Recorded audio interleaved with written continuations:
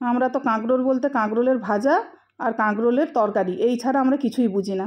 কিন্তু কাঁকরোলের যে এরকম একটা সুন্দর রেসিপি হয় যেটা গরম অন্নের সাথে ডালের সাথে প্রথম পাতে খাওয়া যায়, এরকম রেসিপি একটা আমি তৈরি করেছি, ঝুরঝুরে কাঁকরোল, যেটা পনির এবং মুগের ডাল দিয়ে আমি তৈরি করেছি। এটা আপনারা বাড়িতে একবার অবশ্যই ট্রাই করবেন, খুবই ভালো লাগবে। হরে কৃষ্ণ, প্রণাম। আমি সদানন্দিনী মালিনী দেবী দাসী, রাধারানীস কিচেনে আপনাদের সবাইকে স্বাগত। আজ আমি ভগবানের জন্য কাঁকরোলের একটা সুন্দর রেসিপি তৈরি করে দেখাবো। এটা তৈরি করার জন্য আমি এখানে কাঁকরোল নিয়েছি। আমি 4টে কাঁকরোল নিয়েছিলাম। 4টে কাঁকরোলকে আমি সরু সরু করে বানিয়ে নিয়েছি, দেখতেই পাচ্ছেন কত কীরকম করেছি। আর এখানে পনির নিয়েছি 50 গ্রামের মতো, এটাকে আমি গ্রেড করে নিয়েছি। অল্প একটু হলুদ আছে, লবণ, আর এটা মুগ ডাল 3 চামচ মুগ ডাল আমি সারা রাত ভিজিয়ে মিক্সিতে বেটে নিয়েছি। আর এখানে ছোট ছোট করে লঙ্কা আমি বানিয়ে রেখেছি, একদম ছোট্ট ছোট্ট করে। আর এখানে হিং আছে, আর ফোড়নের জন্য একটুখানি কালো জিরে আছে। এবার আমি রান্নাটা করব, সেই জন্য তেলটা আমার গরম হয়ে গেছে।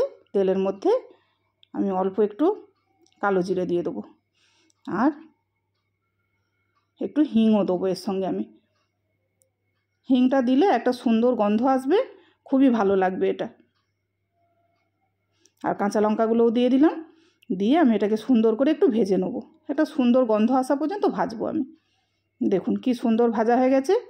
এটা কম আঁচেই ছিল। এবার আমি গ্যাসের আঁচ বাড়িয়ে দেবো, দিয়ে কাঁকরোলগুলো দিয়ে দেবো। কাঁকরোলগুলো হাই ফ্লেমে আমি একটু ভেজে নেব। দেখুন ওই 1-1.5 মিনিট ভেজেছি। ভাজার পর এতে শুধু কাঁকরোলটার পরিমাণ করে আমি একটু লবণ দেবো। তারপরে যখন ডাল পনির দেবো তখন আমি আবার লবণ দেবো, কিন্তু এখন আমি কাঁকরোলটা যাতে একটু নরম হয়ে যায় সেই জন্য কাঁকরোলটার পরিমাণ করে একটু লবণ দিয়ে প্রায় 1.5-2 মিনিট আমি ভেজে নিয়েছি। দেখুন কত সুন্দর ভাজাটা হয়েছে। এটা এর চেয়ে বেশি আর ভাজার দরকার হবে না। এবার আমি এতে একটু হলুদ দিয়ে দেবো, যাতে কালারটা খুব সুন্দর আসে রান্নাটার। দিয়ে এটাকেও আমি একটু নাড়াচাড়া করে নেব। দেখুন কত সুন্দর লাগছে।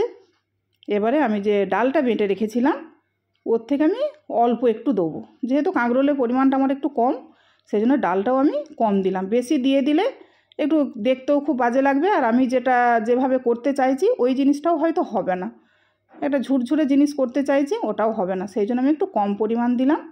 দিয়ে হাই ফ্লেমেই আমি সুন্দর করে এটা নাড়াচাড়া করে, এটা অল্প অল্প একটু টাইম 1 মিনিটের মধ্যেই এটা কত সুন্দর একটু ঝুরঝুরে হয়ে গেছে, কিন্তু আরও নাড়াচাড়া করলে আরও সুন্দর হয়ে যাবে। আমি এটাকে আরও 1-1.5 মিনিট নাড়াচাড়া করব, করে ঝুরঝুরে করে নেব। দেখুন কত সুন্দর হয়ে গেছে, কড়া থেকেও ছেড়ে এসেছে। এবারে এর মধ্যে আমি যে পনির গ্রেড করে রেখেছিলাম পনিরটা আমি দিয়ে দেবো। এই পনিরটা দিলে এটা খুবই সুন্দর হয়, খুবই সুন্দর। দিয়ে আমি নাড়াচাড়া করে এর মধ্যে আমি যে তখন লবণ আমি অল্প দিয়েছিলাম, আমি আরও একটু লবণ এর মধ্যে দিয়ে দিলাম। কেন ডাল দিয়েছি তারপরে পনির দিয়েছি, সেই মতো লবণ একটু দিয়ে দিলাম। আর একটু চিনিও দিলাম, এতে চিনিটা দিলেও খুব সুন্দর হবে। ভাজা ভাজা কত সুন্দর হয়েছে দেখতেই পাচ্ছেন, একদম ঝুরঝুরে হয়ে গেছে। এবার এর মধ্যে আমি একটুখানি গরম মশলা দেবো, অল্প একটু। পনিরের রেসিপি একটু হলে তাতে একটু গরম মশলা দিলে ভালো লাগে। এটা আমি দেখুন তুলে নিয়েছি, কত সুন্দর দেখতে হয়েছে। ভগবানকে নিবেদন করব সেই জন্য আলাদা প্লেটে তুলে নিয়েছি। এটা গরম অন্ন ডালের সাথে প্রথম পাতে খাওয়ার জন্য একদম আদর্শ রেসিপি, আপনারা একবার করবেন। এবার আমি ভগবানকে নিবেদন করব, তাই তুলসীপত্র দেবো। হরে কৃষ্ণ। ভুল ত্রুটি হলে ক্ষমা করবেন। প্রণাম।